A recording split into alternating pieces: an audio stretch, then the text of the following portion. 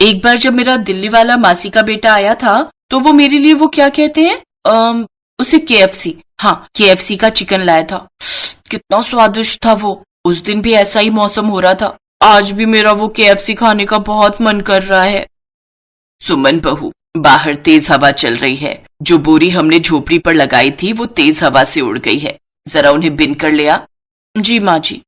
सुमन वो बोरी उठाकर लाती है। तभी उसकी अमीर देवरानी अपने पति के साथ कार में बैठकर केएफसी जाने की तैयारी कर रही होती है। बाहर खड़े सुमन और अपने सास ससुर की तरफ देखकर अंजलि कहती है, वाह कितना सुहाना मौसम है। आज तो हम केएफसी जाकर कुछ अच्छा और लजीज खाएंगे। पर देखो तो कहीं से कुछ जलने की बू आ रही है। कहीं ऐसा तो नहीं मेरे गरीब ससुराल वालों को भी लालच आ रहा होगा केएफसी खाने का।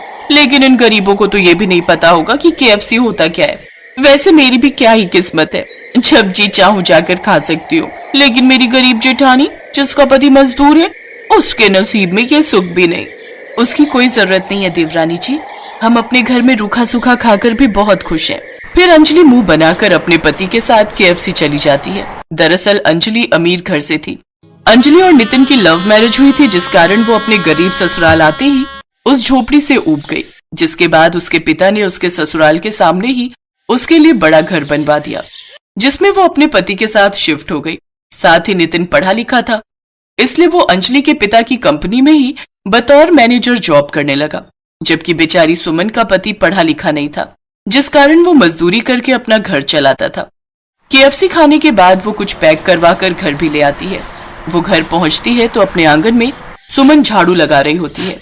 हाई हील पहनने की वजह से अंजलि का पांव उलझता है और वो गिरते गिरते बचती है। ये देख अंजलि अपनी जेठानी की तरफ मुंह बनाकर कहती है, लगता है इस केएफसी को देखकर किसी की नीयत खराब हो रही है। बेचारी सुमन चुप रह जाती है और अंजलि अपने घर के अंदर चली जाती है। इतने में सुमन का पति राजीव कुछ पैसे लेकर घर आता है। सुमन देखो, आज मैंने एक सब्जी वाले के पास उसकी सब्जी बेचने का काम किया, क्योंकि आज उसकी तबीयत ठीक नहीं थी। इसलिए उसने अपनी कमाई का एक हिस्सा मुझे भी दे दिया। ये देखो 300 रुपए। मन तो मेरा भी आज केएफसी खाने का कर रहा है, लेकिन इन्होंने इतनी मेहनत से ये पैसे कमाए हैं, फिर मैं उनसे ये पैसे कैसे मांग सकती हूँ। किस सोच में पड़ गई सुमन? कुछ नहीं जी, आप हाथ मुंह धो लीजिए, मैं खाना लगा देती हूँ। उस रोज सुमन ने अपना मन मार लिया, लेकिन अब वो समझ गई कि एक की कमाई से कुछ नहीं होगा। इसलिए उसने भी अगले दिन से अपने लिए काम ढूंढना शुरू कर दिया। लेकिन उसके पैसे भी घर खर्च में ही लग जाते हैं। बड़ी मुश्किल से उसने जैसे तैसे कंजूसी करके 500 रुपए की बचत की, जिसे देख सुमन ने सोचा, आज मैं इन पैसों से थोड़ा सा केएफसी खरीद कर लाऊंगी। फिर माँ, बाबूजी और राजीव जी को भी उसका स्वाद चखाऊंगी। देखना, वो उन सबको बहुत पसंद आएगा। ये सोचकर सुमन काम पर जा ही रही होती है कि इतने में उसके ससुर उसे आवाज देते हुए कहते हैं, अब सुमन बहू, मेरी दवाइयाँ खत्म हो गई हैं। अब क्या तुम शाम को आते वक्त लेती आओगी? जी बाबूजी, मैं ले आऊंगी। बेचारी सुमन का चेहरा फिर लटक गया। एक बार फिर केएफसी खाने की उसकी इच्छा अधूरी रह गई। उधर अंजलि शाम को शॉपिंग कर घर लौट रही होती है कि तभी उसे नींद की झपकी आने लगती है, जिस वजह से वो सामने देख नहीं पाती और उसकी कार का एक्सीडेंट हो जाता है। चारों तरफ लोगों की भीड़ इकट्ठी हो जाती है। लौटते वक्त सुमन की नजर उस भीड़ पर जाती है। हे भगवान, लगता है किसी का एक्सीडेंट हुआ है। न जाने किसी ने एम्बुलेंस को फोन भी किया है या नहीं। मुझे जाकर देखना चाहिए। सुमन जाकर देखती है तो वो कार उसकी देवरानी की होती है, जिसमें उसकी देवरानी बेहोश पड़ी होती है।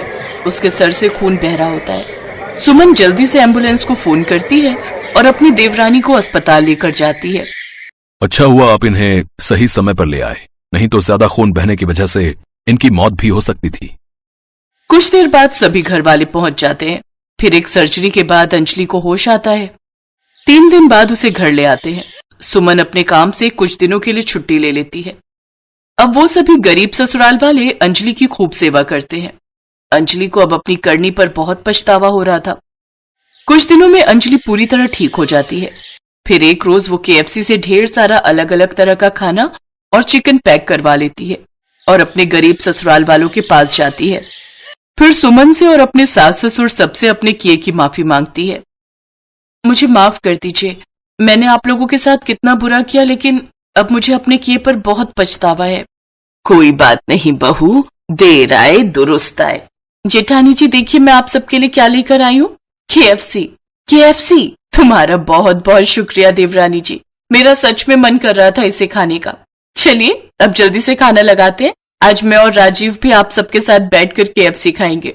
इसके बाद सभी घर वाले मिलकर उस गरीब झोपड़ी में बैठकर एक साथ खुशी खुशी KFC खाना खाते हैं।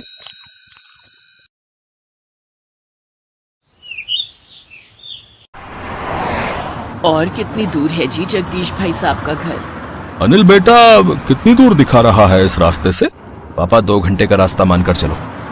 2 घंटे अभी बाकी हैं। अच्छा थोड़ी देर और सुस्ता लेती हूँ। तिलक राज के बहुत ही खास मित्र जगदीश चंद्र की बेटी की शादी थी। लड़के वाले नेपाल रहते थे, इसीलिए जगदीश चंद्र शादी के लिए नेपाल गए थे और उन्होंने तिलक राज को भी नेपाल शादी में आने का न्योता दिया था। इसीलिए तिलक राज अपने परिवार के साथ अपने दोस्त की बेटी की शादी के लिए पहुंच रहे थे, पर अचानक। क्या हुआ ड्राइवर साहब, आपने कार क्यों रोक दी? साहब आगे रास्ता बंद है, शायद कोई चट्टान गिरी हुई है। अरे अब आगे कैसे जाएंगे? भैया जरा सुनना, ये चट्टान कब तक हटेगी? कब तक रास्ता खुलेगा, कुछ बता सकते हो? भैया कल सुबह तक तो ये रास्ता बंद नहीं रहेगा, अब तो शाम होने वाली है भैया, कल से पहले नहीं खुलेगा। साहब हमें कल तक इंतजार करना होगा, कल से पहले ये रास्ता नहीं खुलेगा। अब क्या करेंगे, हम तो यहाँ पर किसी को जानते भी नहीं हैं। जगदीश का फोन नहीं मिल रहा। पापा यहाँ फोन के नेटवर्क नहीं आ रहे, लगता है ये कोई गांव है। चाची पानी भरने के लिए तुम्हें इतनी दूर आने की क्या जरूरत थी, मैं अकेली आ जाती। अरे गीता बिटिया, तू अकेले कितना पानी भर कर लाती और इसी बहाने मेरी थोड़ी सैर हो जाती। बहुत प्यास लगी है बिटिया, जरा सुनना, थोड़ा पानी मिल जाएगा? हाँ हाँ ये लो माँ जी, ठंडा ठंडा मटके का पानी पियो। शुक्रिया बेटी। आप मुझे प्यार से गीता कहो, मेरा नाम गीता है। वैसे आप लोग यहाँ के तो नहीं लग रहे। हाँ हम लोग दिल्ली से आए हैं, यहाँ काठमांडू में हमारे रिश्तेदार की शादी है, पर ये रास्ता बंद है और सब कह रहे हैं कि कल तक रास्ता खुलेगा। आप सब मेरे साथ मेरे घर चलो। क्यों चाची, अब आप नेपाल में हमारे मेहमान हो तो हम मेहमानों को गाड़ी में तो नहीं छोड़ सकते ना। जी गीता बिल्कुल ठीक कह रही है, आप सब हमारे घर चलो और रात वहीं रुकना। यहाँ जंगल का इलाका है, जानवरों का खतरा रहता है। अम्मा शायद ये लोग ठीक कह रहे हैं, वैसे भी तुम बहुत थक गई हो और रात गुजारने के लिए कोई तो जगह चाहिए ही। अब अनिल बेटा तुम ड्राइवर के साथ गाड़ी यहीं लगवा दो, हम पैदल ही चलते हैं, आगे तो गाड़ी ले जाना ठीक नहीं रहेगा। अब ठीक है पापा, आप लोग चलो, मैं आता हूँ। सब लोग गीता और उसकी चाची के साथ उनके घर जाते हैं। गीता और उसके चाचा चाची सबकी बहुत सेवा करते हैं। साहब गीता 2 साल की थी तब इसके माँ बाबूजी इस दुनिया से चले गए। तब से गीता को हमने अपनी बेटी की तरह ही पाला है और गीता ने भी हमें हमेशा माता पिता की तरह ही समझा है। हमारी और भी 2 बेटियां हैं, हम अपनी तीनों बेटियों से बहुत प्यार करते हैं। अब बस गीता के हाथ पीले हो जाएं, उसके बाद हम अपनी दोनों बेटियों की भी शादी कर देंगे। वैसे कोई लड़का देखा है आपने? नहीं बहन जी, बस ढूंढ ही रहे हैं। अब हम इतने पैसे वाले भी नहीं हैं कि ज्यादा दहेज दे पाए, पर जितना हो सकेगा हम अपनी बेटी के लिए जरूर करेंगे। अच्छा लड़का मिल जाए तो हमारी चिंता दूर हो जाएगी। इतनी देर में अनिल भी गाड़ी लगवा कर आ जाता है। गीता बिटिया, एक थाली में दाल भात और ले आ। अभी लाई चाची। गीता अनिल के लिए भी दाल भात ले आती है। गीता देखने में बहुत सुंदर थी। अनिल उसे देख रहा था, गीता भी उसे देख रही थी।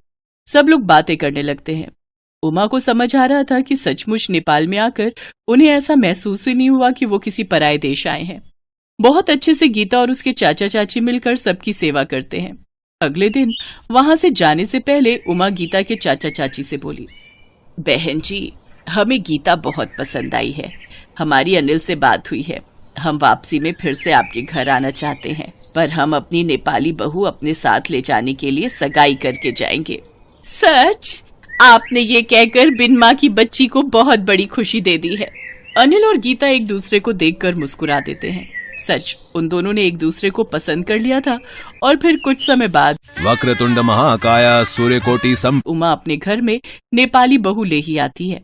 बहन जी आपकी नेपाली बहू तो बहुत सुंदर है, आप एक बार इसके हाथ के दाल चावल और सेल रोटी खाकर देखो, उंगलियां चाटते रह जाओगे। हमारी नेपाली बहू ने रसोई संभाली है, अब नेपाल के मशहूर व्यंजन का आनंद लो। लाओ गीता बहू, सबके लिए खाना लगा दो। जी माँ जी, अभी लगाती हूँ। गीता सबके लिए नेपाली व्यंजन परोसती है। सबको गीता के हाथ का नेपाली खाना बहुत पसंद आता है।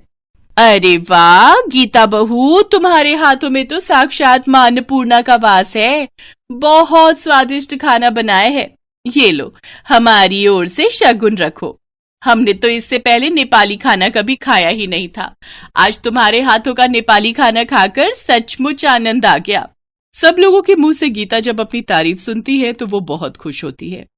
उमा बहुत खुश थी कि उसके घर में एक बहुत ही संस्कारी और सुशील बहू के कदम पड़े थे, जिससे घर में रौनक आ गई थी। उमा की नेपाली बहू ने आते ही घर और रसोई को इतने अच्छे तरीके से संभाल लिया था कि उमा की सारी चिंताएं दूर हो गई थी। गीता भी खुश थी कि उसे उमा के रूप में प्यार करने वाली मां जैसी सास मिल गई थी।